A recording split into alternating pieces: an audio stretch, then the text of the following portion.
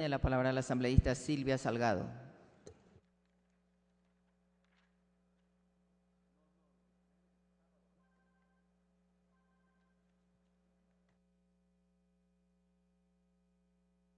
¿Me ayuda? ¿Ya? Gracias, compañera presidenta, compañeras y compañeros asambleístas. Un saludo a los compañeros y compañeras también que nos acompañan en este debate importante. Me refiero, entiendo, son los trabajadores de las empresas petroleras de nuestro país. He escuchado con atención una intervención que me parece importante destacarla, cuando al término de la misma muchos compañeros asambleístas de la bancada de Sociedad Patriótica felicitaban. Y digo importante rescatarla porque la tercerización, la flexibilización laboral precisamente se dio en el país en momentos en donde un modelo económico era apoyado por gobiernos de turno en perjuicio de los intereses y de los derechos laborales. Me parece importante entonces que se vaya entendiendo de que el mandato 8, el mandato constituyente 8, permitió ante todo el proponerse superar estos años y décadas en donde los derechos de los trabajadores han sido pisoteados. Permitió avanzar entonces en una política de protección de derechos que aún debería normarse y regularse cuando tengamos un nuevo código laboral que no de manera particular demos solución a múltiples circunstancias que no ha permitido que este espíritu asambleísta constituyente pudiera realizarse de manera plena en favor de los trabajadores.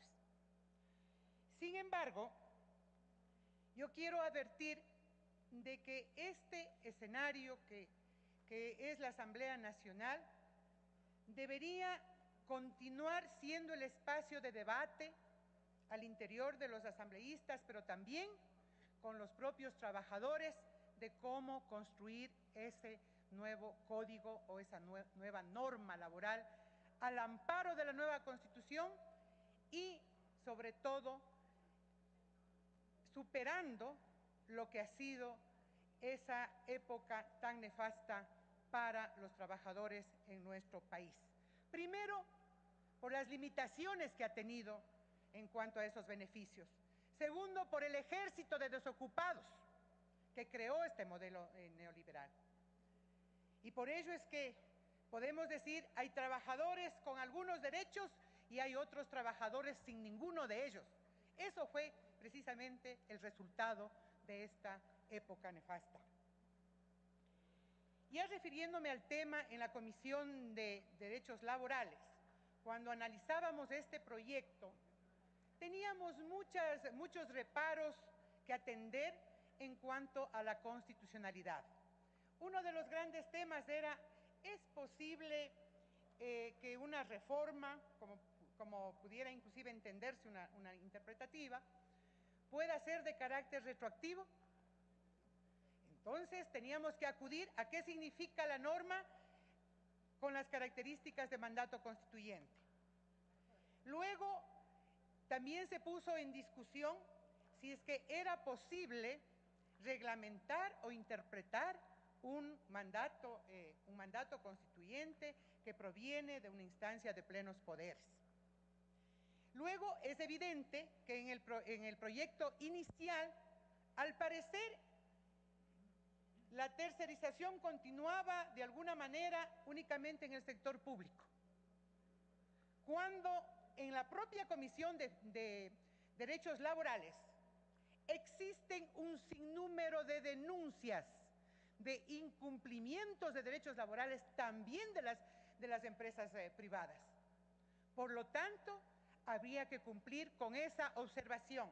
Esta norma tiene que cubrir ese principio fundamental de la ley, que es de sentido nacional, de carácter general. En esas consideraciones quisiera entonces decir acá en la Asamblea, compañeras y compañeros asambleístas, que este debate apenas inicia. Lo que decía la colega María Paula Romo daba cuenta de que evidentemente hay que regular esto que dejó abierta la posibilidad para que instituciones públicas y privadas puedan contratar civilmente servicios técnicos especializados. Esto está incluido en el propio reglamento, en los decretos, y este es el meollo del asunto. Dejar abierta la posibilidad para que instituciones públicas y privadas puedan contratar civilmente servicios técnicos especializados. Claro, para quienes se aferran a ese modelo, en donde los derechos de los trabajadores siempre estarán a la cola, obviamente encuentran en esta norma la posibilidad de seguir con el abuso. Por lo tanto, yo creo que a través de esta contratación civil a los denominados contratos de servicios prestados, de servicios profesionales, se ha venido utilizando para encubrir relaciones laborales claramente tercerizadas. Cuando es fácil para efectos de control entender que un contrato de trabajo tiene 3 características fundamentales, y esa debería ser la norma inclusive sin necesidad de una ley interpretativa. Pero en la realidad esta se hace necesaria cuando efectivamente las cosas funcionan en la práctica de otra manera. ¿Qué define a un contrato de trabajo? La prestación de servicios lícitos y personales. La relación de dependencia y la subordinación jurídica, que se refiere fundamentalmente a horarios y a cumplir órdenes. Y tercero, la remuneración. Por lo tanto, es imperioso entender que esta vía abierta al abuso que existe actualmente tiene que ser considerado dentro de esas nuevas normas que efectivamente tienen que ser una prioridad de la próxima Asamblea Nacional, y que todos los trabajadores, no solo los del sector petrolero, pero principalmente este sector, que los trabajadores de aquellos que están siendo parte o que tienen como relación de dependencia otras instancias que tienen o que son usuarias las empresas públicas y que son de condición privada.